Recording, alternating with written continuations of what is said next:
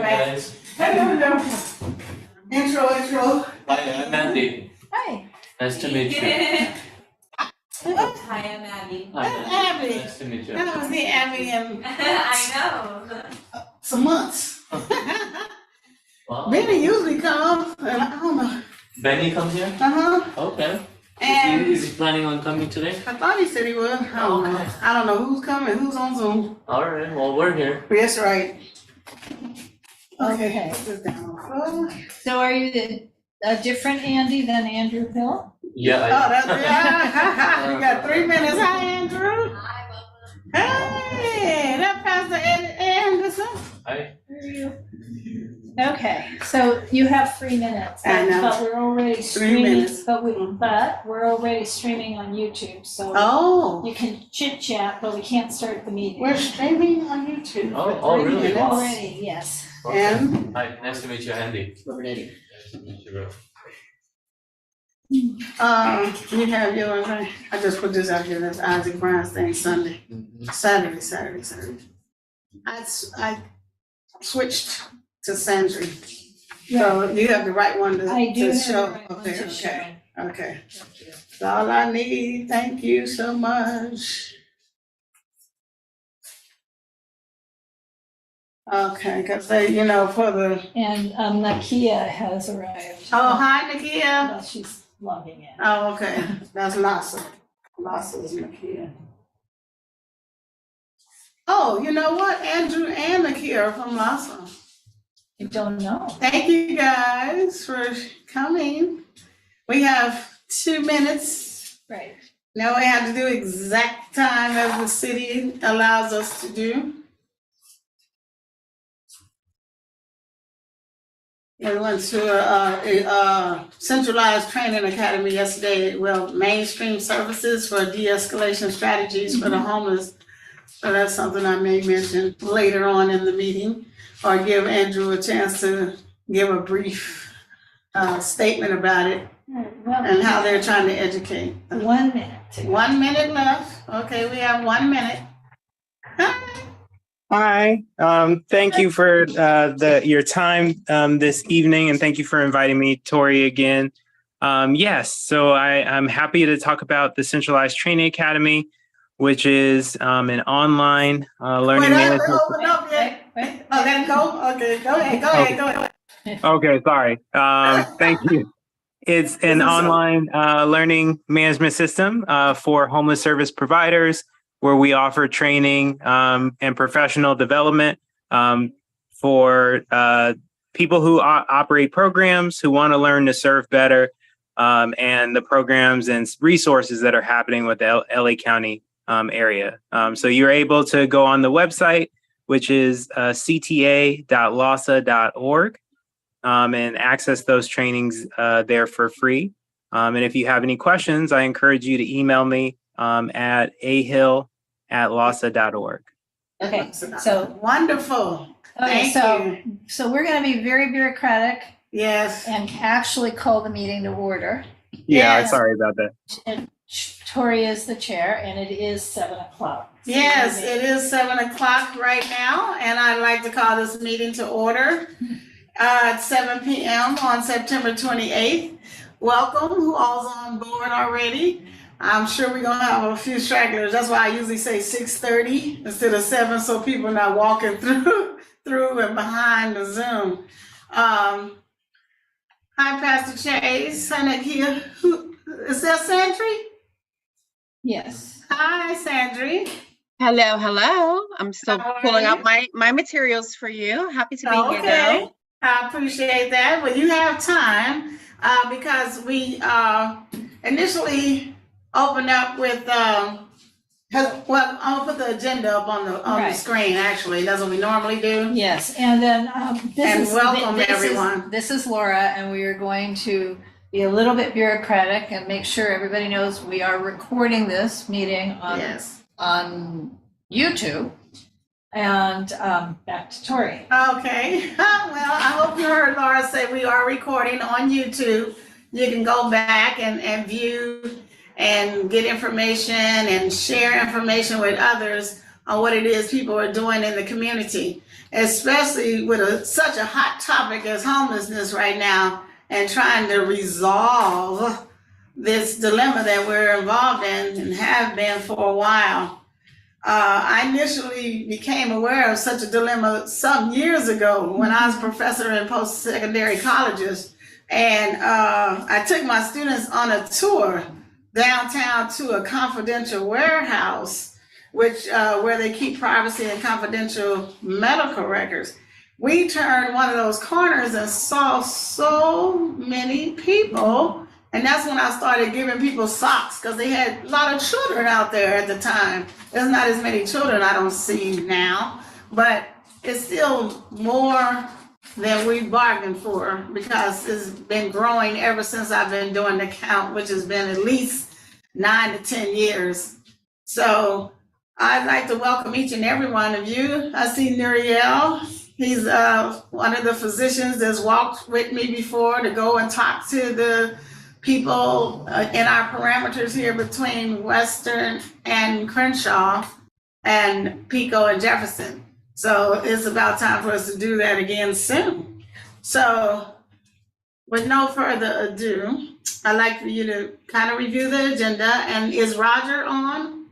No, not yet. Okay, we're gonna get a CD10 update. I'm not sure if Roger, I know Roger said he was coming on because he had to get off at 7:30.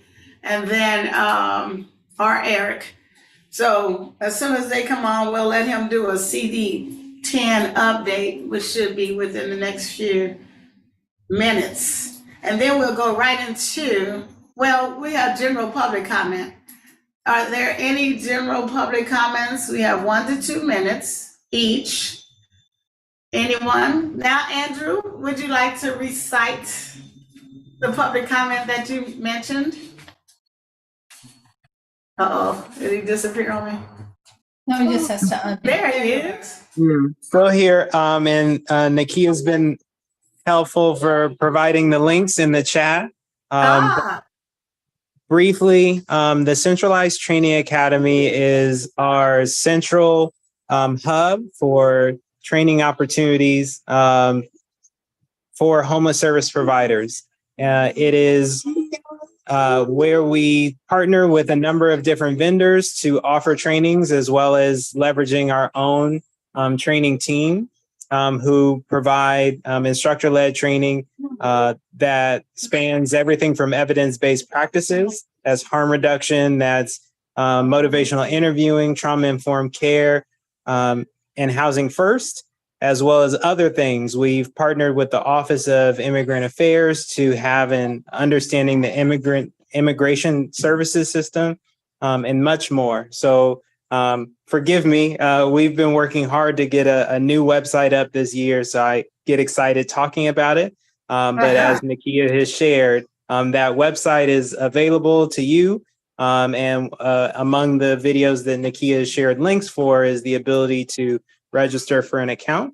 And if you do have questions about the Centralized Training Academy or the trainings there, I encourage you to reach out to the LASA HR training team through me at ahill@lasa.org.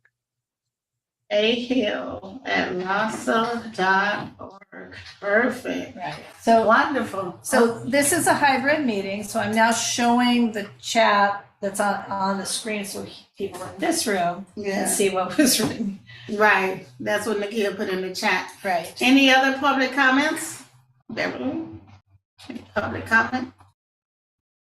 What's new and exciting? If I could just add an addition to Andrew. Andrew and I mislabeled it. So the first video that says the link how to register for LASA CLA, that is how to register for the CLA itself. And then the following videos are how to register for the actual class. So the first link is giving instructions how to register as a whole for the system. And I wanted to mention as well that trainings for the HMIS are still being provided through HMIS knowledge base. So trainings that are specific around HMIS will still be accessed via the HMIS knowledge base. And if you have an account with HMIS, you will still be using that account and that login. The same thing for the new CTA, right, Andrew? Your account logins, if you're already currently registered, you will still use the same logins. And correct me if I'm This is a This is a new website. So while there are some users who had previously completed DPSS trainings whose accounts did migrate over, and they would have been notified about that, I would assume that most people will need to create a new account. So go in assuming you'll need to create a new account. And if you need any support in that process, you can reach out to me. Thank you, Andy, for that caveat, right? So it's gonna roll over if you have completed the DPSS. Oh, okay. Well, it sounds good. And I anticipate that Andrew in the near future will come and show us how to do this. But we're still in public comment mode. Any other public comment, Well, Beverly? I'm just, let me just say also, we will save the chat and you can email president@unnc.org after this meeting if you would like a copy of the chat. And then we'll just send it out. Oh, okay. Okay. Did you guys all hear that? And I'm just using that email because if you don't have the chat, I can't give you my personal email, you need the chat. So Right. remember, president@unnc.org.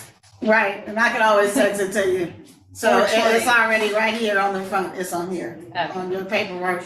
Did you have a public comment, sir? Yes, This so, is Pastor Eddie Anderson, and we have a couple of pastors on the line. I see Pastor Lewis Chase, and these are new avenues that you can reach out to expand the knowledge of the community regarding homelessness. And that's the whole point of it, to expand the knowledge base. So that's what needs to happen. Go ahead, Pastor. yeah, so I'm Pastor Eddie Anderson, the pastor of McCarty Church, right around the corner. Just wanted to let folks know I'm running for city council as well, but in this capacity, I wanted to let folks know that the church does have a closet for folks. If you know someone who's experiencing homelessness, we have, You do? yeah, we have it's called Mike's Groove Closet. Oh, because I got Full told. with clothes and shoes and sanitary type stuff that we give out to anyone. Personal hygiene every Tuesday, we give that out. And then also I serve on the county's Black People Experiencing Homelessness Action Task Force as well. And so we're working to do some intercepts around homelessness and disproportionality and across the county, and making sure that all the county departments are coordinated, including LASA, to help with this issue. Can you guys hear it? Okay. Did you guys hear everything he said? Yeah, Tori, at least if we're on Zoom, I hear perfectly fine. Okay, wonderful. Okay, wonderful. Okay, so that looks like it ends public comment, and we're gonna introduce Miss Sandri. Do you have any slides for us, Sandri? Does she? I have to mute myself. Yes, I have a whole slide presentation to show you Okay, guys. so- Yeah. Okay, and am I supposed to say Sandri or Sandri? Sandri rhymes with laundry. Oh, wonderful, Unfortunately. perfect, now I know. So, I am making you a co-host, Sandri, so you can share. and while she's doing that, Sandri is from Dee Hirsch Mental Health Services. They were brought to me by Department of Mental Health, and she's Sandri Kramer. From she is the Dee Hirsch Suicide Prevention Center Director, and she is over the community relations. And we'd like to welcome Sandri for your presentation. Let us know whenever you're ready. Well, thank you very much. I really appreciate being here. I'm pulling up my slides as I am speaking to you, filling up the time here slightly. Bear with me. I wanted to Okay. make sure that I had all the information that you guys likely would need. Hold on, I'm sorry. Okay, here we go. Okay, I'm going to share my screen.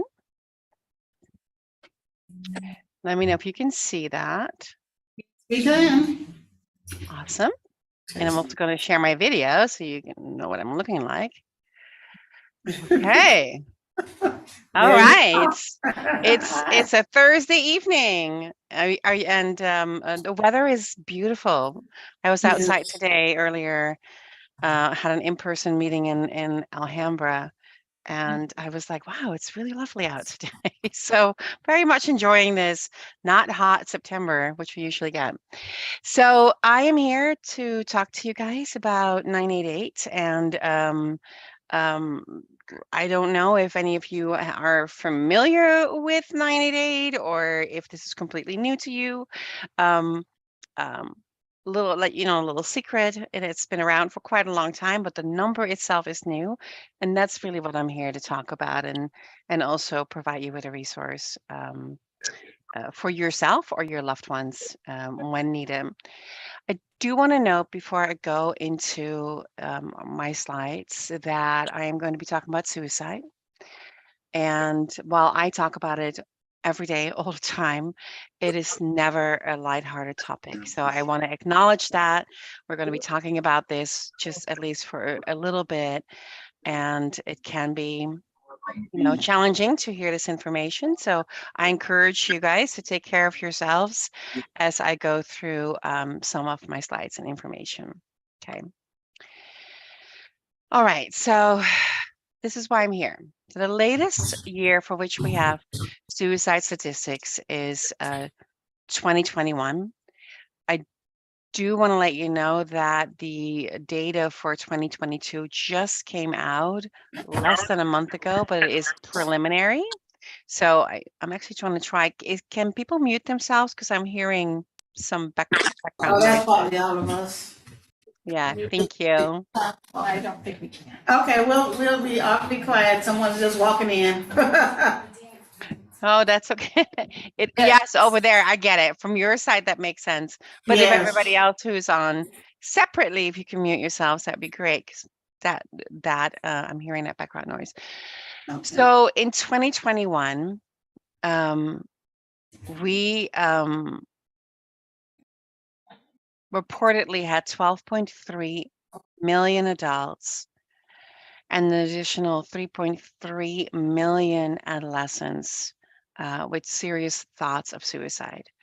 This data comes from a national health survey that our federal government puts out every year from SAMHSA. So it's a large sample size. And even though we think that these numbers are probably still very much underreported, these are the best estimates that we can come up with. Okay. In that same year, we had 1.7 million adults and an additional 892,000 adolescents try to kill themselves. And we lost 48,183 people to suicide in this year. That's a lot of people. These are big numbers, right? And that's really the big point of this is for me to indicate, listen, for this many people to be impacted by suicide, there should not be as much stigma associated with it. So this is what we're trying to address in these kinds of presentations, and also why there is a suicide hotline. I'm going to take it down to some youth suicide statistics. In 2021, we lost 598 children between the ages of 10 and 14 to suicide, as well as an additional 2,343 adolescents and 4,185 young adults to suicide. I do want to note, by the way, that when we talk about youth suicide, those are always the most heartbreaking ones, of course, because when a child or a young adult dies by suicide, so much more life is lost. But if we look very specifically to age groups in terms of rates, who is most at risk, it's actually not our youth. It's actually our elderly, particularly those 85 and older. Something to think about. I don't really have time in this presentation to do a deeper dive into that. But I do think it is really important, despite the fact that suicide risk is higher for older adults, that we pay attention to youth suicide, which is why I have a couple of additional slides on them, because it almost feels even more heartbreaking. And there's so much more we can do to prevent suicide at this young age. So one of the things that I want to share with you is some information that comes from the Youth Risk Behavior Survey. So this is a survey that's put out to high school students across the nation every other year by the CDC. And they ask a lot of questions of the kids about their circumstances, potential risk-taking behaviors that they have. It's a very varied and important survey with a fairly large sample size, again, across the nation, which is why these numbers are so important. Suicide is a really, really challenging topic and very difficult to predict. But we do know that there's some things associated with it, and those are the things I want to highlight from the Youth Risk Behavior Survey. All right, so on suicide very specifically, this is really heartbreaking, right? More than 1 in 5 high school students had serious thoughts of suicides. This is reported in 2021. Mind you, this is still a pandemic year. So we don't know how much that actually played into it. I can tell you that suicide deaths actually went down during the pandemic, but loneliness and suicidal thoughts increased sharply. So something to keep in mind. We also know from these kids that 18% made a plan, and 1 in 10 actually made an attempt to take their own lives. In terms of those risk factors, I'm highlighting 2. One is on bullying. We hear a lot about that. There is absolutely a correlation between bullying behavior and suicide risk. In 2021, 16% of the high school students who participated in the survey reported being bullied. Now, that actually is a decrease from the previous survey, which was, again, every other year, which was in 2019, which was prior to the pandemic. So we don't really know if bullying decreased to a degree because people weren't physically in contact with each other. At the same time, there is also, of course, online bullying. So we don't really know exactly what this means, but still, 16% is way too many of our kids suffering, right? So something we have to pay attention to. And then an astounding 42% of our children in high school experience persistent feelings of sadness or hopelessness. There's a strong correlation with the feelings, especially of hopelessness and suicide. So absolutely something we need to highlight and pay attention to. A few other things I just want to, again, bring to the surface and highlight from this report is that female students, as well as LGBTQ plus students, were more likely than their peers to experience poor mental health and suicidal thoughts and behaviors. Nearly 60% of females and 70% of LGBTQ plus students experience those persistent feelings of sadness and hopelessness, which I mentioned earlier. And 10% of females and more than 20% of LGBTQ plus students attempted suicide. And this is all according to the survey 2021. We also know that Hispanic and multiracial students were more likely than Asian, Black, and white students to have persistent feelings of sadness and loneliness and hopelessness, Black students were more likely than Asian, Hispanic, and white students to attempt suicide. I do want to pause there because that is actually a newer trend. We haven't seen that before. Over the years, more or less consistently, white males are the highest risk group of all the risk group if you combine gender and ethnicity across the board for suicide. But in the past year, we've seen a sharp increase for especially American Indian Native Americans, both male and females. And as a matter of fact, males in that category are very close to surpassing white males. It's not anything that we've ever seen before. But we've seen these increases, especially amongst young people, especially amongst Black young people, increase of suicidal thoughts and suicidal behavior, including attempts. Nobody knows yet what that means, where that comes from. I am just giving you this data. It's really important for us to pay attention to that. All of this to say, again, so many people are impacted by suicide for us to not pay attention to it, right? That is why we need a national suicide lifeline. Since 1999, 30%, we've seen a 30% increase of suicide rates.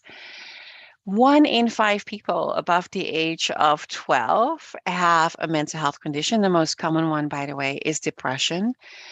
But also for every one person that dies by suicide, 316 people seriously considered it, which means there's a lot of opportunity for all of us as a community, as a collective community, to do something about that, to understand that, wow, there's so many people suffering. What can we do to stop that, right? Exactly one of the reasons why we need a national lifeline, which has been around for some time. You may recognize the logo on the left. The National Suicide Prevention Lifeline used to be reached by calling 1-800-273-TALK or 8255. There was an absolutely fantastic song by artist Logic with that title to really kind of promote this idea of like help is out there, but it's still a long 1-800 number for people to remember. And so some time ago, this all came down through politics and policies and all of that stuff, but we got a Suicide Hotline Designation Act, and 988 eventually was put into place. So 1-800-273-8255 is now 988. Okay. And we wanted to make sure that people understood it's not just when you're highly suicidal that you can call this number. It really pertains to any mental health or substance use crisis. It's still the number to call to reach the Veterans Crisis Line. You just have to press 1 if you're a veteran, and press 2 if you are a Spanish speaker and prefer to speak Spanish for support. And as of late September last year, they added a third option on for LGBTQ plus people under the age of 25. You just saw the numbers that I showed you. This is a high-risk population, and that is why the decision was made to add another option onto that phone tree. And it has proven to be a very necessary one because while the Trevor Project, for those of you who are not familiar with them, they're an amazing organization. They have their own 24/7 hotline and fantastic online space available for people, vulnerable population belonging to this group and getting help from peers. But they were not even able to manage their capacity. And so since, I'm trying to remember when this was, but sometime this year, earlier this year, the National Lifeline added a few more centers onto this third option, so just so that they could manage the capacity of the third option. Just going to quickly put this up here, just to kind of reiterate what I already talked about. 988 is all about easier access, easier to remember. It's across the United States. It's everywhere. And as I already mentioned, it already existed. The official launch date is now a little bit over a year ago, July 16th, 2022. And the impact has been fairly significant, even without the federal government putting out a national campaign. So for those of you who are like, why haven't I heard of 988? The reason for the delay in marketing around that is because most of the centers in this national network of suicide hotlines tended to be very underfunded, under-resourced, and needed some energy in the means of funding to be able to build up capacity. And that is what the last year has been mostly about, to allow all of us to get money in, to be able to hire more people, to recruit more volunteers. Didi Hirsch, we are a both volunteer and staff-based program. And that's taking some time. And we want to make sure before we advertise this number widely that we're able to manage the capacity. So that's kind of where we're at. It's important to note that when you call 988, you're going to be connected. You're going to end up in a national portal, and then you're going to be connected to the center nearest you. However, big caveat here, it is based on your area code. So we do not yet have geo-routing available, which is what we have with 911. Like if you call 911, it doesn't matter where you are in the country, you're going to be connected to the nearest 911 center to you. That's not the case for 988. 988, you're going to get connected to the center that the system believes is closest to you based on your area code. We recognize that's a problem. The FCC, it's a federal regulation issue, so the FCC is working on this. There's pending legislation, and we do think that in the not too distant future, this will be resolved, but it is an important thing to be aware of because it does kind of complicate matters when people try to be connected to local resources. Hey, if you live in LA and your area code indicates that you're, from the Atlanta, Georgia area, you're not going to get us, you're going to get the Atlanta center, and they may not be as familiar with local resources as we would be. So eventually, hopefully that will be resolved, but it is important for us to be aware of. In California, there's 12 988 centers. You can kind of see on this map, spread around various coverage areas. The pink one is us. And I can tell you right away that we are actually not only the largest center and the lead for 988 in California, but we're one of the busiest ones in the entire nation. We're also the oldest suicide crisis center in the country. We have an amazing history.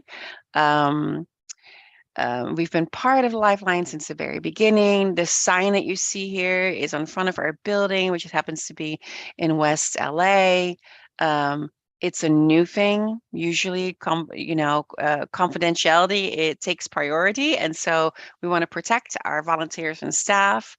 And usually crisis center locations are kept confidential. But we also recognize we're kind of like adding on to the stigma. So why not put our name up there? And this is on Olympic Boulevard and Century Park West. It is a very busy part of town. And it has had impact already. We've heard from various people, a number of people over the years since we've been there, that they drove by and they saw the sign and they took it as a sign. So we're doing something good by putting ourselves out there as well. So right now, what is the reality of 988? So ultimately, it is all about greater access to crisis care, right? I already mentioned, if we are making it easy for people to reach us, then we're promoting this message to the entire nation that healing and hope and help are accessible and happening every day, right? And so the idea of like, hey, just as easy as it is to remember 911, let's put this into our national conscience. 988 is also a very easy to remember number. We still have some marketing to do around this, but that's kind of the idea behind this, to make it easier for people to access crisis care. Now, the opportunity of 988 is really and truly a transformation for the our general crisis care system in this country, which needs some fixing. But the idea is that if we have a 988 crisis line that is effectively resourced and promoted, we're going to be able to help end stigma towards seeking out mental health care, reduce the use of law enforcement, a little bit more on that later, meet the growing needs for crisis care, and reduce healthcare spending because it's just an easier to access free resource for people everywhere in the nation, right?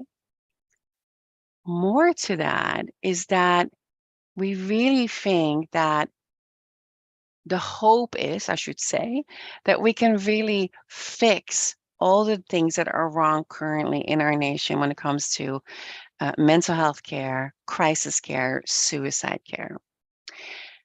There's two pieces to this, and that's really important because for those of you who are familiar with 988, there's a lot of expectations, and I want to kind of not dampen those, lower those expectations, but maybe there is a need to adjust them. The short-term goal is really a strengthened and expanded system of crisis centers. The long-term goal is a much more robust system. What does that look like? So I want you to think of it as a sturdy three-legged stool. The first leg is we need someone to answer the call. That means 24/7 access to crisis call centers. And that's kind of what's happening right now, right? We already existed. Now we finally have the funding to kind of broaden that and strengthen that. So people don't have to wait forever online to be able to reach somebody who cares. The second leg of the stool, and this I have to mention right now, this is a very ambitious goal put forth by our government, wanting to be at 80% capacity by 2025, is that we're going to have somebody to respond. So those times where a person, where you know, talking over the phone or talking via chat or text isn't quite enough, and you really need somebody to come to see you. For that, we don't want law enforcement. We want trained mental health specialists and peers to show up and support us, right? That is something that we really need to build that out. I don't think that we're necessarily going to get to 80% by 2025, but things have been put into motion. Then the third leg of the stool is someplace to go. So what if somebody comes to see you, they provide some, TLC out in the field, but it's determined, you know what, you're not going to be safe. You need to go somewhere to get further treatment and have somebody take care of you. Where do you go? Well, right now, you don't have a lot of choices. You end up usually in the emergency department or urgent care. And guess what? You're not going to be the highest priority. People with head wounds, people with chest pains are going to jump the queue ahead of you.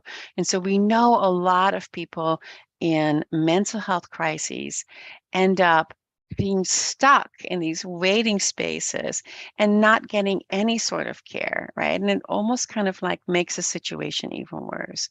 So what we really need are places where people can go to get stabilized, to get respite, and even sometimes short-term residential care. The goal for that is 80% capacity by 2027.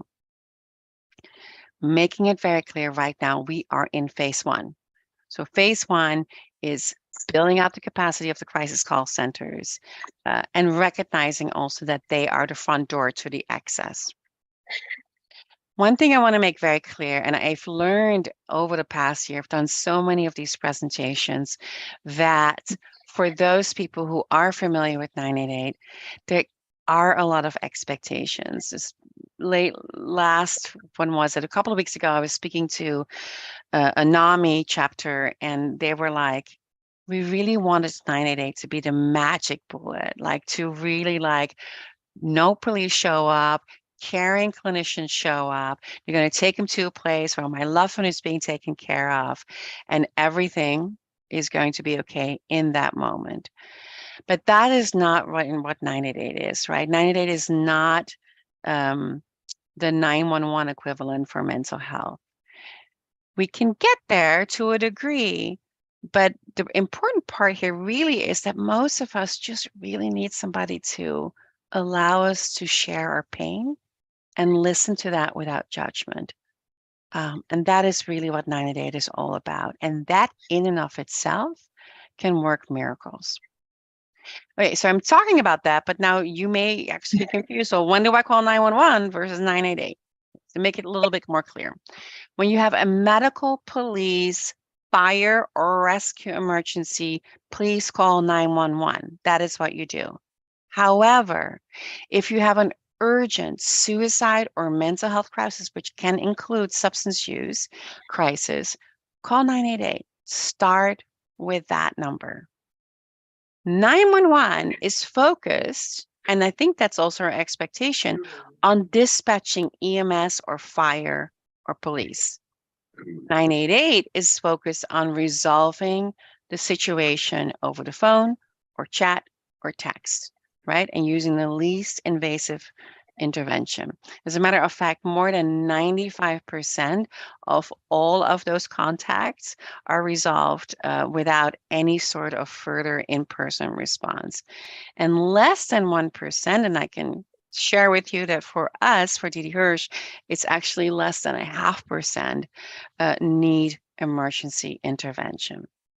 And if that is needed, we work really hard to ensure that that is voluntary and collaborative, because the last thing we need is somebody to be handcuffed, to be when they're in a mental health crisis, to be transported to a hospital, right? So that is really ultimately a last resort, and we really work very hard to be able to avoid them. This graph that you see right now on your screen, it's been used a lot to kind of show this idea of like, why is it even that we need to change the crisis response system in our country? So I want to show this to you. Think about this. When you call 911, most 911 centers have two options. They're going to send police, or they're going to send you over to fire, and fire will send fire truck or ambulance. That's it. And when you get that, most of the time, the only option is straightforward to a hospital, emergency department, or jail. These are typically what happen when people are in mental health crises. Now, imagine a person in crisis instead calls 988. I already mentioned to you 95% of all of those are resolved entirely over the phone. But if they are not, the idea behind 988 is that we're going to have access to much more than just, oh, well, let's call 911. No, let's see if we can mobilize crisis response, psychiatric mobile response. And if that is the case, and we don't know yet, most of those, I don't know the percentage, we don't know that yet because we haven't done this yet, it could actually be resolved right there in the field, just providing some street medicine or field medicine or whatever you want to call it. Sometimes transportation is necessary. And then so now instead of being transported in the back of a police car, you're going to be transported in sort of a therapeutic van by a mobile response team. And hopefully in your community, there's going to be access to crisis facilities. So these are the stabilization centers, the respite centers that I talked about, right? And out of that will grow wraparound services. We know there's tons of resources available. People don't always know how to access them. And we need more people to help navigate those systems. All of this can grow out of the call to 988. We simply have more options there. And that's actually also why we need to work with 911 to actually allow 911 to send some of their calls our way so that we have more of those options. So I want to point out, though, that this is the vision of 988. Again, that's that future goal, right? We're not necessarily there yet. I can tell you in Los Angeles County, Dee Hirsch is working really closely with the Department of Mental Health to create, right now we're in a process of doing a lot of warrant transfers over to PMRT. Eventually, the idea is for this county and statewide that you call 988. We don't necessarily need to transfer you anywhere. We don't need to tell you, hey, hang up and call this number. We should be able to do the dispatch directly. That's a future goal. I wish we were there yet, but we are not. But that is the idea behind 988 and the sort of like these systems of care. To make it a little bit more clear, what do you expect when you call 911? You expect somebody to respond. When you call 988, you need to expect nobody is going to respond right away. You're just going to talk to a caring, trained crisis counselor. And we do have access in case emergency rescue is needed to various resources. Again, not necessarily through direct dispatch. So I want to give you a few examples. I'm almost done. I want to give you a few examples of what types of calls we get and what you may be experiencing, prompting you to reach out to 988. I can't stop thinking about suicide and I really need to talk to somebody who won't judge me. Or I think my cousin is using drugs and I'm worried about her. My friend is thinking about suicide and I want to know how to support them.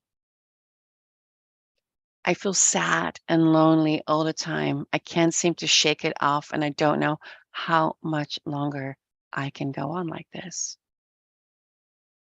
One of my students is going through a really hard time. He's nervous about calling the crisis line, but he agreed to do it together. So a couple of things. First of all, I hope it's clear from this that it's not just, 988 is not just there for the person who's suffering. It's also for their loved ones. So if you're concerned about somebody, you can absolutely call 988. And this last example also kind of shows that you can do it with somebody else, you can do it together, but also kind of illustrates the fact that it's scary. It is hard to pick up the phone and talk to a complete stranger and spill out all your pain and suffering, right? And so one way to alleviate that, I thought would be helpful to know exactly what happens when you call 988. So when you call 988, you're going to get a trained and caring and passionate crisis counselor who will answer and invite you to talk about what is going on. And I say that very specifically because that is the way we answer the phone. We don't say, how can I help you? Because that's kind of a loaded question, right? Most people suffering through a mental health crisis feel that they can't help themselves. Nobody can help themselves. And so why would we ask them that question? So we're just going to tell them, we're just going to ask him, tell me what's going on. So as they listen to your story, they're going to try and get a little bit more information. All of this information is voluntary for you to provide, but it does help build a better story and allow them to support you better. So they're going to ask you what they can call you, a few demographic questions. They're going to ask suicide safety assessment, work with you on a safety plan and or next steps. And it could be for you or the person you're concerned about. Provide you with local resources and offer follow-up assistance if you want it. There are some gaps to close, so I want to quickly highlight those before I wrap it up. As I mentioned before, we do not have geo-routing, and that is extremely important that we get that. And that's something that I mentioned before the FCC is working on, but it is a process. It's politics and everything else. So that's an important thing that we need to address. SR, strengthening collaborations with 911. And 211, for those who are not familiar with 211, 211 are the experts in the nation of referrals and information. So they have all the information. They know how many beds are available in a shelter. They know which service providers can provide certain services in certain languages, have sliding fee scales, so much more. 988, we have to rely on 211 to maintain that information because we can't necessarily do that. And that is why these collaborations are so important. A very important piece and somewhat new to this whole field is the insistence, and this comes from, again, from the federal level, of embedding peers. And peers could be people who belong to your community, your population, look like you, understand you, have a sense of what you might be going through, as well as lived experience, may actually have experienced the things that you're going through, right? I have to tell you, I've worked in this field for over 25 years. This has not been a priority until about 5 years ago. And so 90 Days really lifting that and elevating the importance of peers. And so what's happening right now at the county level, for example, is that PMRT and the new MCOT teams, as a mobile crisis outreach teams, and many other types of teams that a number of cities are creating, there's a big focus on making sure that we include peers as part of those responding teams. We need to, this is a really important gap. We need access to real-time data.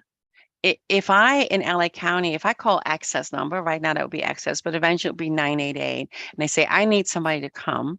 Well, I need to be able to tell you as a responder, these are the teams that are available. This is what the response time is going to be, and where you are in a priority list, and all of that stuff. Because my and your first concern is, are you going to be able to stay safe until somebody comes?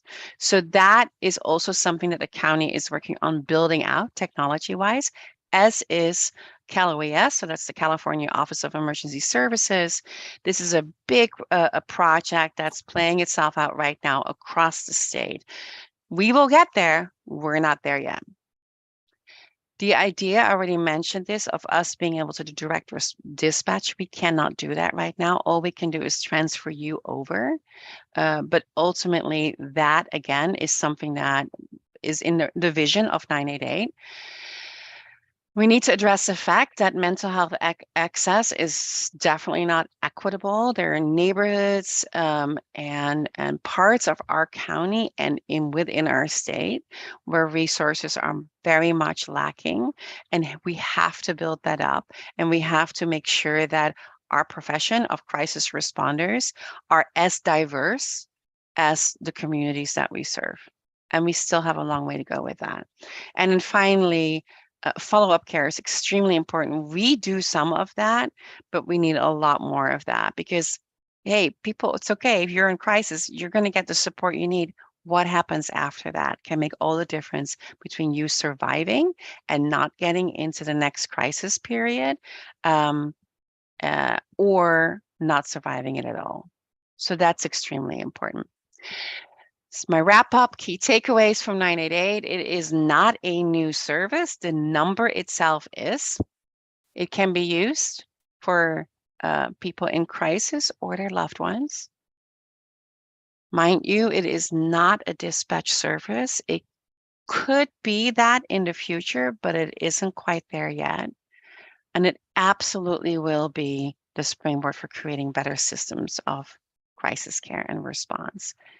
988 is not the only game out there. There's plenty of other resources. Here are some of our favorites and vetted ones. So make sure that you're aware of those. And that's it. Oh, wonderful. Thank you, Sandri. I have a question. Yesterday, we attended the CTA meeting, as Andrew had mentioned, and Department of Mental Health was one of those attending as a collaborator. They were promoting the 7771 number, the old PMRT, the 800-854-77771. Yeah. So I feel like we all know that number by heart almost. Yes. Yeah. How will you market to get this 988 more prevalent Well, if you go to the Department of Mental Health website, 98 is definitely promoted there. But the problem really is that 98 doesn't belong to the county. It doesn't belong to DMH.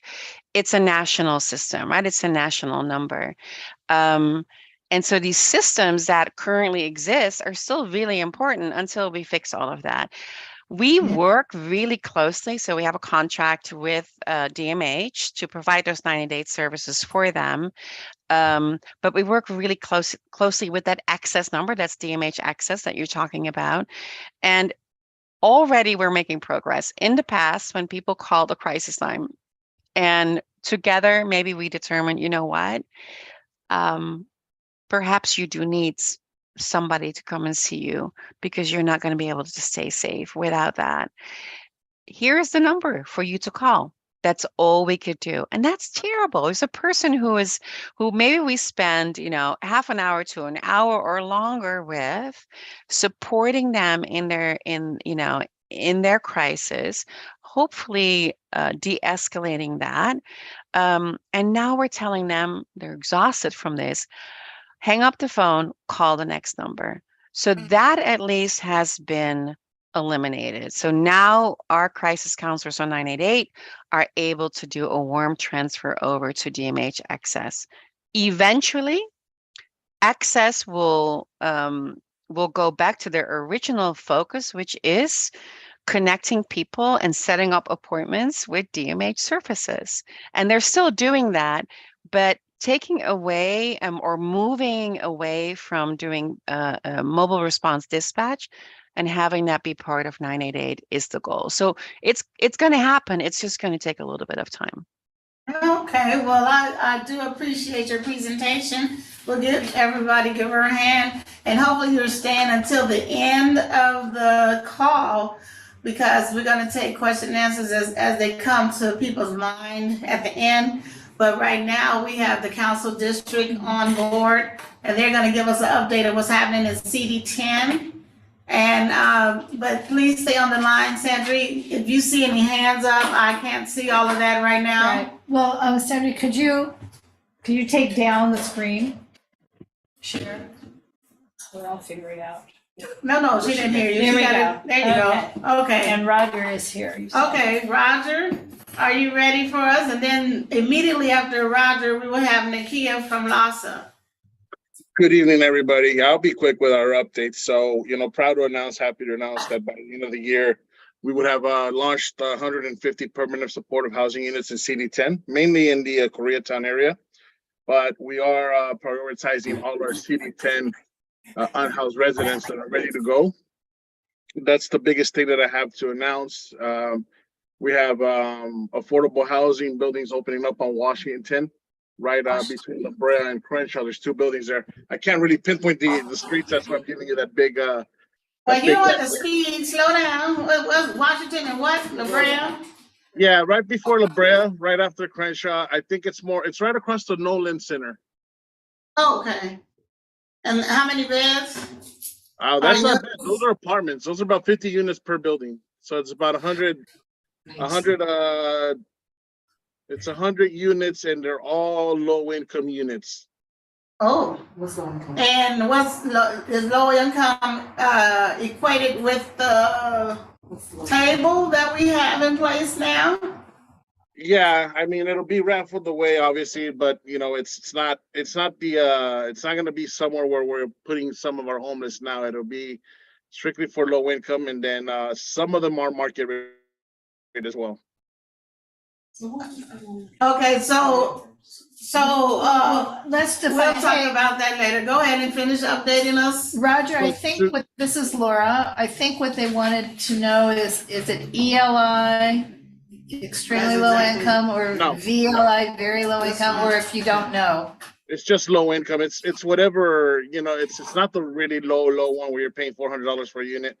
It's where you're paying below market rate, but it's for example, I don't believe that.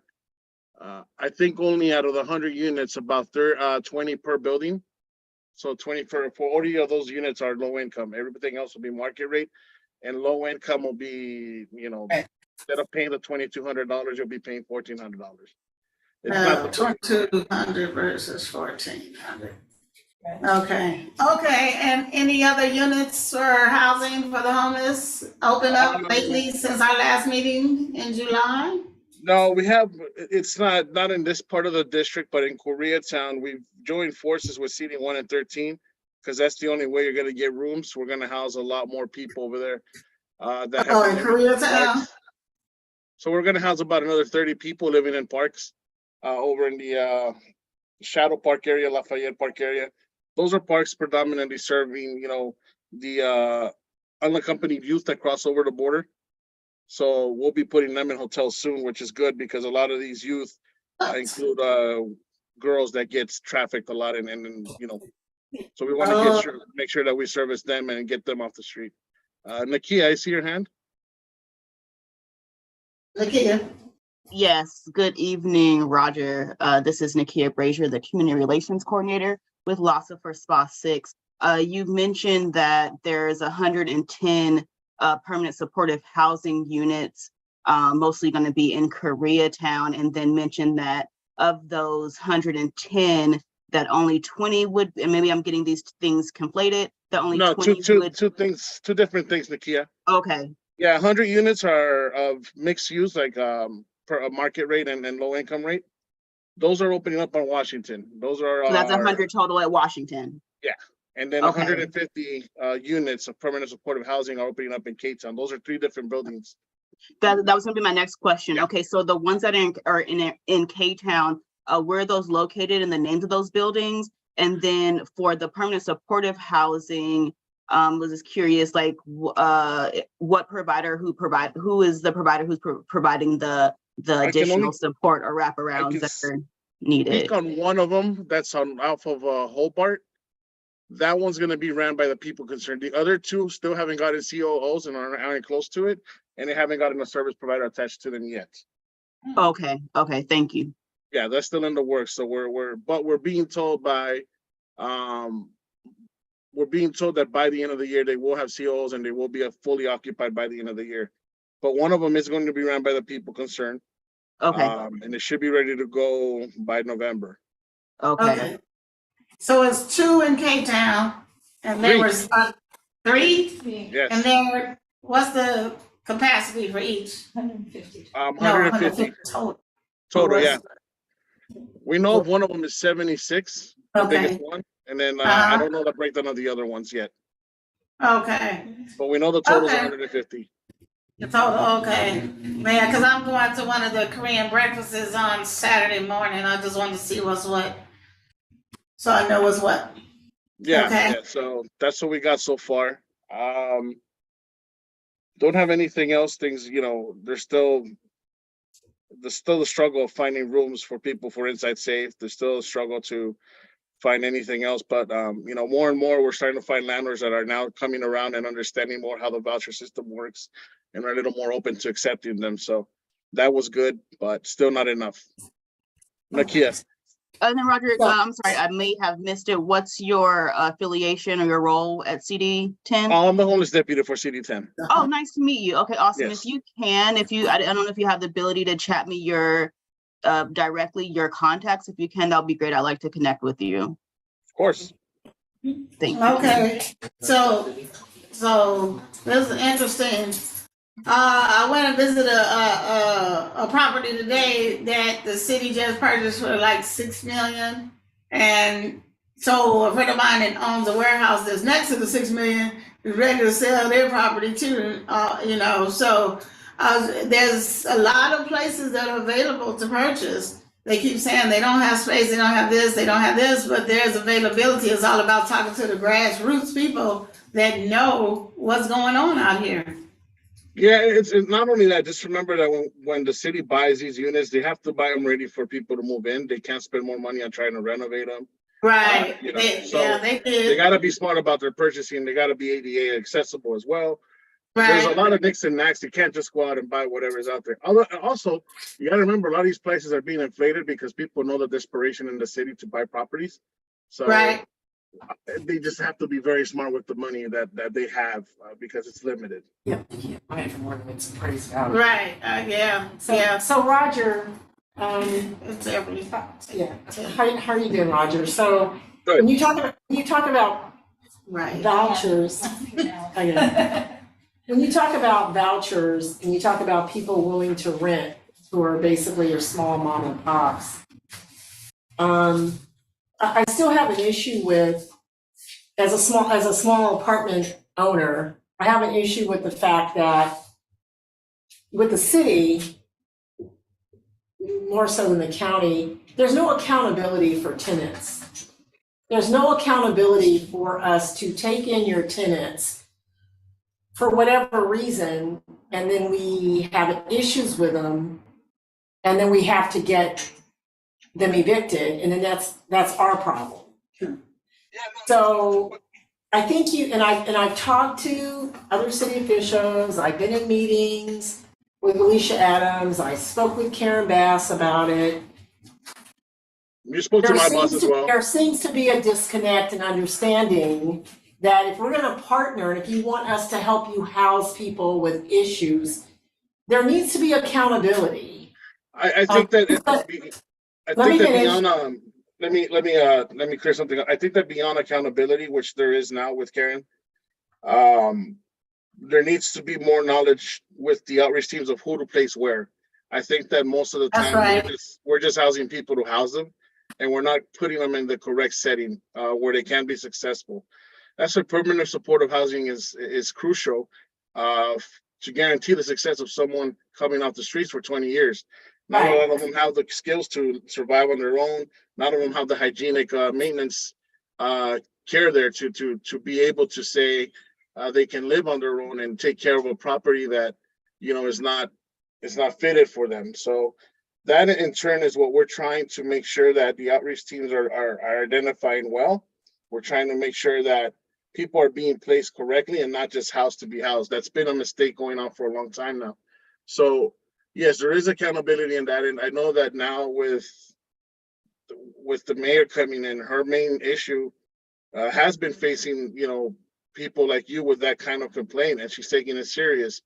I know that every property that's master leased comes with a guarantee that they take on that responsibility. They assume the responsibility to be liable for any damages to the property. So that's something new that the mayor has proposed. I can't speak further to that, but we've heard that that's what's going on with moving forward. But we want to fix it before it even happens. We want to make sure that we're housing people in the right settings. Roger. Andy has a question. Hi, Roger. Thank you so much for speaking here and being with us today. I just want to introduce myself really quickly. I'm the board of director for LARCA. It's a LA County Care Association. And I'm also a RCFE elderly care facility operator, and I've operated facilities for the past 10 years with my family. And the reason I wanted to say this is because one of the challenges that I'm experiencing right now is that RCFE and ARF facilities aren't really receiving attention by programs like LASA, the other organizations that have a lot of funding available and actually are a much more permanent solution with experienced operators, right? We are very experienced operators, and we know how to deal with a population, a homeless population, and also a mental population as well. So we are not a bandage that maybe other types of facilities might be, or other types of short-term entities might become, but we are more of a permanent type of housing solution for the population that you, Nikia, and many of the people here today are targeting. How can we include RCFEs, ARF operators, or people with similar experience to actually receive some support from LASA, ODR, or even the program that you are a part of, Roger? Can you? That's probably gonna be a Nikia question, probably. So and one more thing that I wanted to add before I end my comment. Another thing I wanted to add to this is that, even though we were RCFEs and ARFs were excluded from a lot of the funding with no choice. Some of the operators learned about LASA and the work, the master service agreements through DMH and through DHS. So we applied to that, but now I'm one of those individuals where I have an executed master service agreement with DMH and DHS. However, I don't have any work orders. We have so many homeless people on the streets. We have this huge population, and I understand you're doing so much to build new buildings, build new areas for this population, but you're really leaving out a lot of these open contracts that actually have places already, but just, need to get these work orders or need people to occupy their beds. How can we overcome this challenge that individuals like me are? That brings up a good point. I wish I could answer it because that sounds like an issue for the mayor's office and LASA, who control those things. I can only speak as far as what the district does. And what our jurisdiction is. So you bring up a very good question. And again, I don't want to put this question on the Kia. By all means, I don't mean to do that. But I would think that you should escalate this to them and the mayor's office, and they'll be able to give you a more proper answer than I could. I don't work on those contracts. I don't work on who gets what. We work with what we got. So we don't make a choice of who gets what on that level. But yeah, I'm also curious as to someone like you're not the first one who comes up to us and says they have beds or, they have the help that we need, that we're so desperately needing. I don't know why those organizations don't have contracts. I couldn't answer that. It's not my. Roger, Yes, ma'am. they're working on it. It's I had NARCA, the president, speak before a couple of months ago, and they're all a part of a network, which includes almost 1,000 beds that are available. Yeah. So, I wish I could speak to that or say why or why not. No, you don't have to. I'm just giving you some information. Good. Okay. Really helpful if you could get that message to the mayor or whoever needs to work on it collectively. But what I want to say is that's one thing we could use interim housing for, is about the behaviorisms and the destruction and the violence.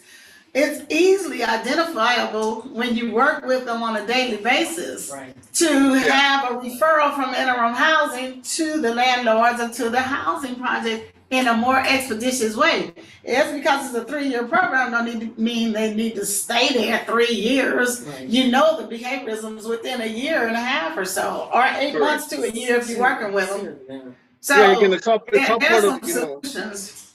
I think it's all part of rushing people to get housed just to get housed. So, it's just things that we're still working on. It's things that we still identify as an issue. But yeah, this is why we meet with you guys, because you guys have better insight a lot of the time, and we can pass that down. Right. Pass it up. So I appreciate you. Any other updates or questions from CD10 rep? That's all we have for now. Well, I appreciate you. Here's a question. Wait, Roger. I keep hearing, excuse me, people asking about the RVs, and I think I read that that there is a change in the policy. Not yet, no. RVs are increasingly more difficult to deal with. A lot of people don't want the help when we offer them help. They believe that, they're referring to the RVs as their little tiny homes. They think that they're housed. They don't consider themselves unhoused. We're dealing with the landlords. We're dealing with a lot of things now that we're learning these guys do. So we're working on ordinances. We have the first one that we want to make sure that we pass is the reselling of these RVs. Once we impound them and they're abandoned, not to put them back on the auction block, because sometimes it's cheaper to buy them at the auction than it is to pay the penalties for it, and that's what these guys do. So it's a learning curve. The city attorney's office is trying to see what kind of language there is and if they're operating in legal business on city property. Obviously they are, but how do we enforce it? How do we make sure that they're paying a fine for what they're doing? The biggest issue is capacity. LADOT doesn't have the capacity to tow these vehicles or store them or demolish them. So we have to handle them on a case-by-case basis. To give you an example of how long it takes to get rid of these vehicles, we had a vehicle obstructing the bike lane on Venice and Cattaraugus, and it's taken us 4 months to get to the point where it's finally deemed removable. So Wow, they said they only had one There's only one, there's vehicle one tow to yard. tow. there's only one tow truck. It's Paris Towing, and they're located in Wilmington. And if they're busy, they're Wow. busy. So, and if you don't have someone standing by that RV and making sure they don't repopulate it, then you're SOL. Excuse the term, but as soon as they leave and they repopulate it, then it becomes a matter of the vehicle being dwelled in again and irremovable again per DOT. Yes, Miss Donna Jones. Pardon me? Donna? Yes, Donna? Sorry, I was muted. I know, and we all know, that all you need to do is put one of the RVs in Windsor Square, and it'll be removed in one day. Thank you. So we're not crazy. We just know they enforce where they'd like to. It's not your fault, Roger. It's not my fault. It's not Tori's fault. But all you need to do is put one in front of the mayor's mansion or around the corner, and it will be removed within the hour.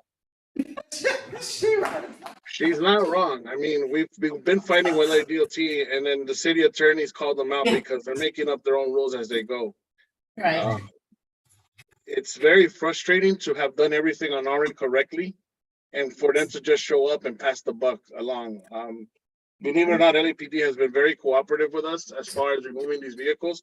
But when it comes to actually getting the vehicle removed, it's up to LADOT, and they normally don't want to deal with it. So they'll just pass the buck and say someone's sleeping in it. When we've for sure told them there's no one there. We had a gentleman who passed away, who abandoned his vehicle, and it took another 4 months to move it. So, Hey, Roger, the one tow yard that they have for all the vehicles, has that been cleared out yet? no, it's still full. Yeah. I don't know why they won't dismantle these vehicles. I talked to Lindsay Horvath, who's at, she sits at the county, and we brought this issue up. So they're trying to see if, the county has land where they can store them at, but the county's going to want to see those vehicles destroyed immediately. Just like we would like to. So we've done it in the past where we've housed people and bought it directly, but it's just not sustainable. I mean, paying $2 to $3 grand per vehicle to destroy them and to tow them is not smart. Well, let's get the people off the curb and the sidewalks, and then we'll focus on RVs with our one tow truck. Are we still in a state of emergency? As of yesterday, yes. As of today, yes. I know that there's a lawsuit in place, but yes, state of emergency still out there, for all I know. No, and I will talk to Lakia in a second. She's about to talk about the county and if the numbers have gone down at all during this state of emergency, so we can see what's what. I mean, it's been 10 years since I've been working on the county. The number has not decreased 50% yet. I mean, and that's random tandem counting. And so we just got to do something different, and it comes with processes and improvement. Okay, thank you, Roger. Thank you. We got to get Lakia on here. And hope you stay on the line because Laza's going to give us some information. And it I'll is stick around. Yeah, okay. She knows. We've been taking. Okay, let's welcome Nakia, everyone from LASA. Let's give her a hand for showing up and being patient this evening. We had a full slate here. And welcome, Nakia.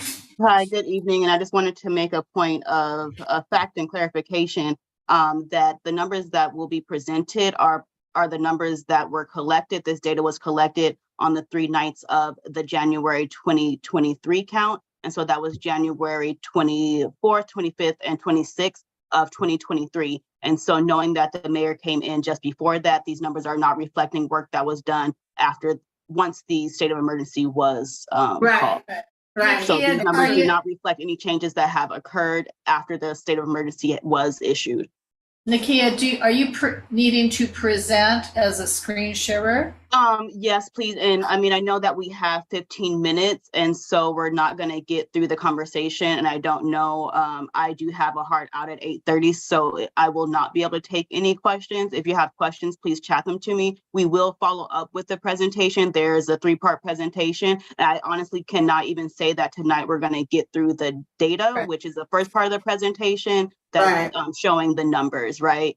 And so I will, I think, find maybe just show 1 or 2 slides for now and just kind of give you the overall view, and then in the next meeting we can talk about the demographics, how we got to the numbers, talking about the different makeshift shelters, just different components of the count. I think tonight we can just really look at the 1 slide that is demonstrating the numbers and the increase, and then get into more later on.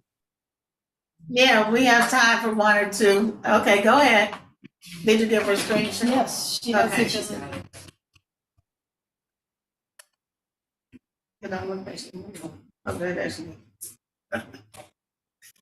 Okay. Okay, good evening again, Nakia Brazier. I am the Community Relations Coordinator for your great SPA of SPA 6. I will be again presenting on the 2023 Greater Los Angeles Homeless Count for the Los Angeles Continuum of Care. Before we get into discussing the numbers and where we're at today, just wanting to remind folks that this count is extremely important because it really helps us to inform policies and where funding is allocated, right? Additionally, it really does, these numbers that we get from LA County and from our LACOC really informs our understanding of homelessness, both at the national level and at our state level. Even beyond that, I want to really hone in and remember and remind folks that we count because behind these numbers are our neighbors. These numbers represent real people. And so more than anything, I want us to keep that in mind as we're talking about the increases and we're looking at these numbers, knowing that each of those numbers actually represents a person. And so unfortunately, in this year, we have recorded an increase in homelessness both in the county and in the city of Los Angeles. It's estimated that 75,518 people on any given night are experiencing homelessness or homeless in LA County. And for the city, that number is 46,260 people. If you look at the graph, the bar graph that if you see in front of you, if you're able to see, that again, for the county, that was a 9% increase. And you can see the number from last year, 2021, no count was conducted due to pandemic. And if we look at the numbers for the city, there was a 10% increase. And you can see those numbers, the change in those numbers from 2018 all the way to 23. And so I will not speak to this slide for a good 10 seconds to let you digest the numbers that you're seeing. Wow. 112. This is increased from. No, that's increased. Oh, yeah. 9%. Oh, yeah. Yeah, that's true. Okay, so when we talk about the count, I will share with you that there are 3 components that make up the homeless count. So the largest portion of the homeless count is made up of the of the point in time count that happens on those 3 nights in January. That's when we have volunteers go out and actually do a visual count, taking a tally of the people that they see visible on the streets, as well as the different dwelling types that are visible. So we are counting both individual people that we see, as well as various dwelling types. And I will get into those dwelling types. So that comprises the majority of our count.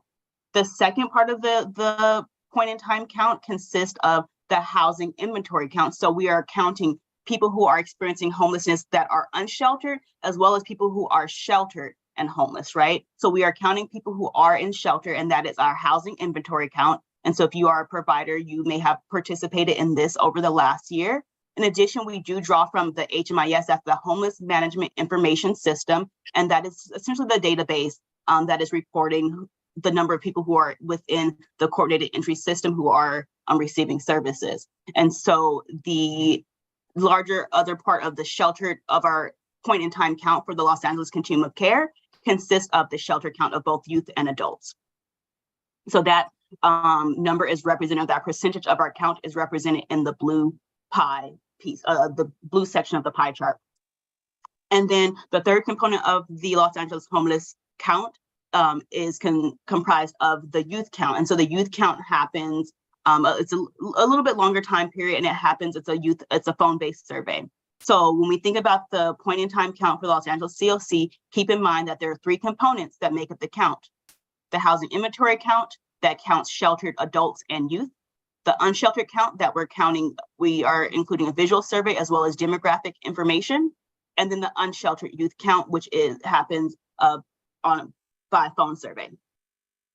And so as I mentioned, we are observing on the nights of the count both the individuals that we see, but as well as the dwelling types. And so the dwelling types that are observed are cars, vans, RVs, tents, and makeshift shelters. And so in 2022, volunteers observed that there are 21,965 makeshift shelters. This year, 2023, there was an increase of those shelters that were observed, and that number is 23,438. Again, I will, for 10 seconds, not speak to this slide to allow you to digest the numbers that you see in front of you.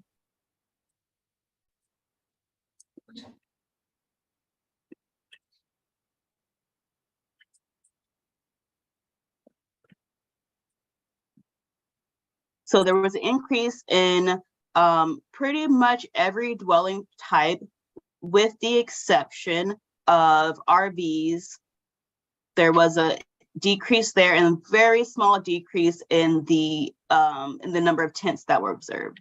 However, there was a large increase, one of the largest increases, both in the makeshift shelters. So more people are putting things together, making things on their own, and are not necessarily just occupying tents anymore, right? So people are building more or less. The question, however, and if you can tell me when we're at time, okay. I think I'll go through one more slide and then in there. So the question, however, though, when we are doing this count is how many people actually are occupying each of those dwelling types, right? Because when the volunteers go out, we're only counting the dwelling that we see. We are not taking account of how many people are in those dwellings. And so in order to figure out, one, how many people are in the dwellings on average, and then understanding the characteristics of the people who are experiencing homelessness, both sheltered and unsheltered, we do employ a demographic survey, right? And so what this slide that you see in front of you is showing that in the blue, we observed 13,146 individuals on that night, on the 3 nights of those counts. And then we observed way more of those dwelling types on those 3 nights of the count. So we observed 23,438 dwelling types. Again, how many people live in each of those dwelling types and what are the characteristics of those people, right? And so in order to understand how many people on average are occupying those dwellings and who they are, characteristics such as age, race, gender, sexual orientation, we do a demographic survey. So through that demographic survey, people are surveyed to ask, and they're asked just that, how many people, if you live in a tent, how many people on average are living with you? Through that demographic survey, we found that on average, there's 1.48 million people. 1.48 people in each dwelling. And so that number, 1.58, is multiplied to the number of dwelling types that were observed, okay? And that gives us 37,010 people that are occupying those dwelling types. Then we add that to the individuals that we observe, and that gives us the 50,146. This number that we're looking at, you might have said, well, Nakia, you said earlier that the total number of people experiencing homelessness in LA County is 71,000. Where's the rest of the number, the people that we spoke about in the first slide? This number here does not include the Pasadena, or the Glendale, or the Long Beach COC. Okay, the first slide that we saw, those COCs are included. So when we look at the sheer numbers, again, our unsheltered count, we observed 50,156 people who are experiencing homelessness. Through our housing inventory count, we accounted for 19,013 people who are experiencing homelessness in interim housing and shelter. And then through our youth survey, we recorded that there were 2,141 youth who were experiencing unsheltered homelessness. So I'm going to stop there. We kind of talked about the three components of the count, the numbers as they are comprised of each component of the count, and the overall numbers. When we return, we will get more into the demographic information. So we're going to look at the difference in sheltered and unsheltered counts. We'll look at the demographics of age, race, and gender. And then we'll look into population statistics, right? So looking at the older adult populations, we'll review the TAY population as well, and then look at the rates of chronic homelessness, the increase there. Unfortunately, that for me, that's one of the most disturbing statistics, is the increase in chronic homelessness. And so when we reconvene again, we'll go over that, the demographics, as well as looking at some of the solutions and the path forward. And so I will end the survey there. I mean, the presentation there. That was a lot of good information, Nakia. I see Fred has his hand up. Hey, Pastor Shaw. Yes, thank you for allowing me to come on here. I'm not going to talk long because I know that we are already toward the end. I do want to ask some questions though, but we don't have to answer them this week. But my thing is that when we're looking at the suicides, how are we tracking how many of those that are committing suicide are on these psychiatric drugs? I know that the medications is the cure-all, but there's evidence that links these drugs to the suicides and the homicides, the mass shootings that we're looking at. So if we're shooting at the wrong target, we can never win the contest. So I just want to make looking at that. I want to know when they mention about being sad and stuff, why aren't we addressing the sadness instead of addressing with the drugs? If my mother dies, I'm going to be sad. I don't know if anybody can tell me how long that has to last. But the thing is, if you counsel me on that, maybe there's no need for the drugs. I know everything in our society now is that. And I think just one more question. Oh, I just want for the next meeting to know, we saw a killing the other day when a guy jumped over with a knife and the officer shot and killed him. If the emergency response people is there, the PET team is what we used to call it when I was a sheriff deputy, how do they handle that? Right. Is that something, well, yeah, we may have to continue on. Keisha, what's the likelihood that we can have somebody on DMH again? Or Dee Dee Hurst, I don't see Sandra. You can put in a request again like you did last time. And we Okay, I'll do that. And we'll continue that, Fred, for next time. But because I don't see Sandra on right now. Yeah. And we have one question for Nakia currently, but we will have that documented because it is on YouTube. So we can always go back and review and see where we're gonna pick up on October. The last Thursday in October will be the next meeting. Okay, thank you. I appreciate you. Nakia. Hi, Beverly. Hi, Nakia. I just have a question for you. I've done the homeless count 3 times, actually 4 times. And so one of the things that I always have a complaint about is we do the count at night where you really can't see people. And so when you're saying that there's a survey that's conducted after the count, I need to understand how that happens, because we're not allowed to talk to people at night when we're out doing the count. And then I'd like to ask you, how does this count compare with the RAND report that came out just a couple of days after the last count, which said the numbers were not accurate? Well, let's random. Okay, so the first question was about the night of the count and how does the demographic survey happen? Yes, so we don't employ volunteers or LAHSA staff for those demographic surveys. They're conducted by demographers from USC. How does that process happen though? Yes, so they, I will have to get back to you there. When I come back, I will include in the presentation, we do have a slide that shows the breakdown of the sampling size and the population that are sampled. But it's pretty much the same way, like once we identify the hotspots where people are, those demographers will visit those hotspots and have one-on-one verbal surveys, conversations with people. So it's qualitative interviewing that happens, right? And so that's how we get that information. And again, it's not the volunteers or LAHSA staff that is conducting those demographic surveys. It is the demographers from USC. And then the other question about the RAND report, I know I have sat through at least one presentation on the RAND report. I don't know exactly what came out of that, so I wouldn't be the person to answer that question. I wouldn't be able to answer that question without knowing exactly what is in the RAND report. So I can look through that and maybe get back to you and kind of discuss that with our communications team and see, really what is our input or kind of positioning on that. Where are we at with that and what are we saying about that? Because as far as I'm not really familiar with the specific data from there, but I will definitely compare and get an answer for you. Okay, thank you. I appreciate it. One more question for Andy. Hi, Nikia. I'm sorry. I spoke earlier when I was mentioning, when I discussed with Roger my experience in the RCFE residential care facility for the elderly and adult residential facility for space. I wanted to ask you a question directly, and hopefully you, or maybe if you know the answer or not. I wanted to know, is LAHSA considering any potential or current or previous facility operators to support the homeless housing problem?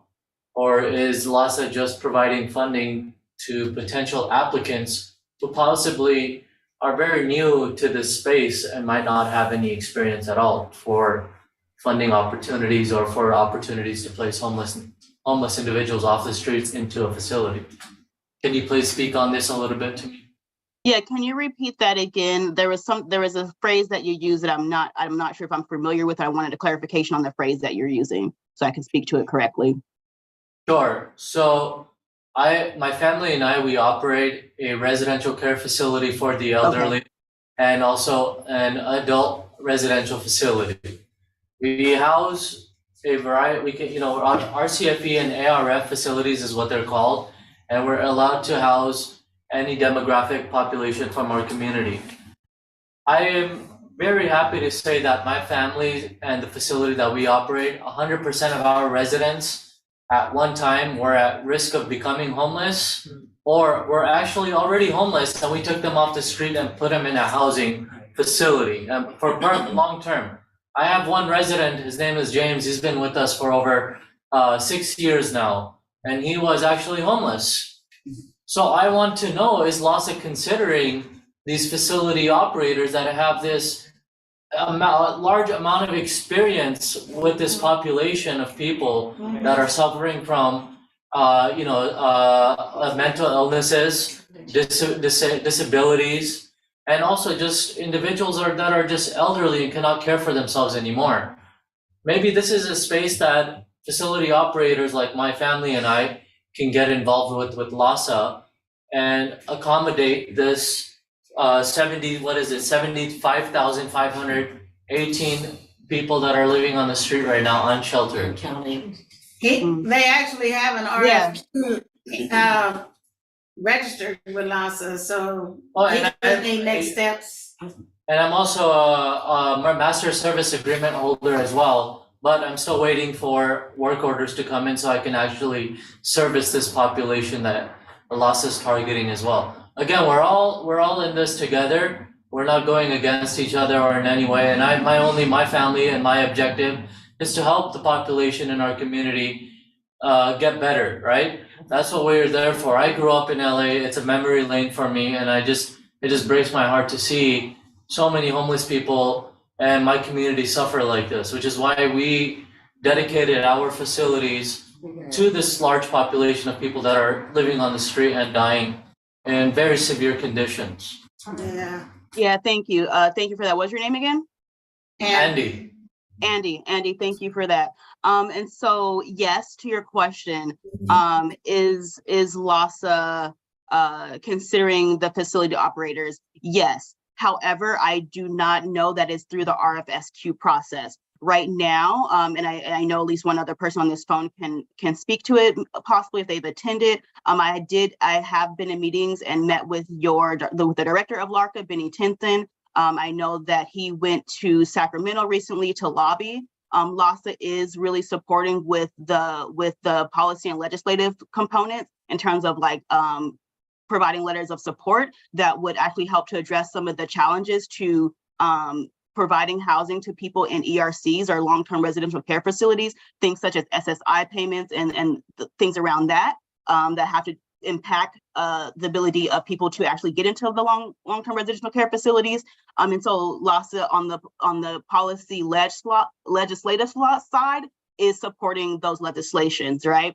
When it comes to the funding piece, however, it does not seem that LASA is able to provide funding through the RFSQ process. However, there was a meeting between that LASA was at the table with the mayor of LA, speaking about the ability to provide technical assistance to community-based organizations or other housing providers who want to come into the fold and to provide service. So the conversation right now has been to develop a task force that is kind of owned by the city, and that LASA would be involved in that. And that task force would bring together faith-based organizations, small CBOs, or other providers, people who want to be providers such as yourself, to address homelessness particularly. And what has happened is that our CEO has dedicated $500,000 to that technical assistance and to support that work that's happening. We are still waiting to find out what is the entry point to join that task force for people like yourself who want to be a part of the solution, when those meetings are happening, the location. And so those are some things that are in conversation. And then with regard to other funding, one of the reasons why LASA hasn't really taken a lead in the ERCs or long-term residential care facilities, because historically those have been under Housing for Health, and DMH and DHS have been responsible for those, and therefore LASA hasn't really participated or been responsible for the funding of those programs. Okay. Wow, that was interesting. Nakia, I actually wanted to touch, and I'm so glad you mentioned the task force, because I'm one of the nominees. Tori and I are one of the nominees for that task force. And this is the whole reason why I joined the task force, is because, again, I bring a whole new perspective to the table as a facility operator, right? And I can only bring more individuals like me to share with you guys that facility operators are not band-aids that you put on the problem, right? We are actually the permanent solution. Yeah. And which is the irony behind this, which is why it really, it's mind-blowing that these facility operators are actually excluded from the funding that's available for homeless people. And I'll tell you why. Once a homeless individual gets off the street and enters a facility, they are no longer considered homeless. So now they're excluded. So that resident that's in a facility is no longer homeless and is considered for homeless funding. So, I was at the Capitol and we spoke with 31 elected officials in a span of 3 days, which is a lot.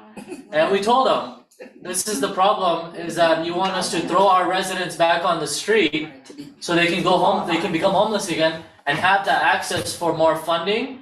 Is that what the idea is? But they're like, no, that's not the idea. The idea is for them to be placed into a facility so they can be housed and have a permanent living solution. Well, then include us in a part of that funding, because in order to provide 3 meals a day, 2 snacks, 24-hour monitoring and care services, including medication record filing and all of that, we're getting paid $44 an hour right now through the SSI benefits. That's crazy. That's a person per day. That's crazy. Per day. For us, it takes for a dog, if I were to put my dog in a kennel or in daycare, it's going to cost me up to $150 a day. For an animal, we're talking about humans. We're talking about individuals, people, right? With emotions, with feeling. This is embarrassing for LA County or for California to even treat people like this in facilities. So I'm so glad that I'm actually speaking with you and I'm able to share this with you. And with LASA, with LASA it's my first time, but with many other people I've shared. But I'm really glad that I had this conversation with everyone here today, and I was able to share these words because they're so important to share with everyone that facility operators, facility owners like myself are actually one of the permanent solutions that you guys should look into, because we do have beds available. We do have a lot of space that we can fill up with these 75,000 people, but we need programs like LASA, ODR, and LA counties to back up some funding and some resources for our facility operators to continue to be sustainable over long term. Well, I agree with you 100%. There's no debate that, that the long-term residential care facilities are definitely can operate as a solution. There's absolutely no debate there. I don't think anyone within the organization or myself as an individual can refute that. The question is, and the work ahead of it is how do we do that? And so I appreciate that you are on that task force, have been nominated, and so you're in the right place to answer the questions that you're asking and actually impact the changes that need to happen regarding the questions that you're asking. So you're in the right place. Thank you. Well, that was spectacular. On that note, one thing I would like to say is, Nakia, when you come back for part 2, you will have more time. And you will probably be the only speaker with the exception of a couple of questions that need to be answered on DMH. But I also want to request that you let me know what's the definition of homelessness for the city, for the county, and for anybody else, because until the definition of homelessness comes together, it's going to be difficult for us to resolve this, but we could easily put some process and procedures and planning into place that will work. Yeah. Okay, you have willing bodies right here that are willing to make this happen. But don't start in the top. I'll look into that. I will bring y'all definitions. And as far as I know, we are operating through the HUD definition of homelessness, and I don't have that right in front of me. I mean, as far as I know, since we are operating on a regional basis as a continuum of care, my expectation would be that we all are using city, county, and organizations are using the HUD definition because we are taking a regional approach. So. And if that's not the case, I will look into that and find out. The research to see if there's different definitions that are used, and then we can definitely discuss that. Okay, that's wonderful. Okay, because I've seen about 4 different definitions between HUD, city, and counties. No, but we'll work it out. We all willing bodies. Definition. I know there are different definitions for different populations in different sectors of people who enter into a housing crisis, who all don't look the same or show up the same. Right. For some reason, Right. That is Sanctuary of Hope here representing the youth and the TAY population. And CRCD, yes. So you have a multitude of entities that are very concerned here and would like to see and be a part of the solution. Yep. Can I add one thing? Yes. I think it's very important, and LASA didn't lead with this, but SPA 6 saw a reduction in homelessness within our area. And I think the agencies that are here within SPA 6 need to be applauded, because we housed more people than ever within the past 5 years. That's true. And we are the only area that has seen that level of reduction. Yeah. That is what we should have led with. Oh, you hear that? You hear that for part 2? There it is. For part 2, that's what we'll leave with, right? And it's a joint effort. Given the kudos for all the collaboration that SPA 6 has actually entailed. We will appreciate that. Yes. So I'll see you at October meeting, and I'm sure we'll have more interested bodies. Noting that UNNC has 2 spas. So we're also spot 4, Four. right? Yeah, So- yeah. Yeah, we're also spot 4, just FYI. Yeah, so. And the fact that even I know that, Uh-huh. and I am not a homeless specialist, I am. But you're I'm planning- a Zoom host. You're planning. But I've been Zoom hosting here for a while. You're welcome. Your plum crew, Yeah, you're your plum welcome. crew though. Okay. So Pastor Chase, I hope you got something out of the meeting and you can share it with others. And I appreciate you attending. Okay. And I don't know who that is over there, but we didn't It's even okay. ask for that It's okay. identified. That's right. But we Okay, we Thank will you. officially adjourn But I can at give you my email right now if you'd like. Yesterday was my birthday.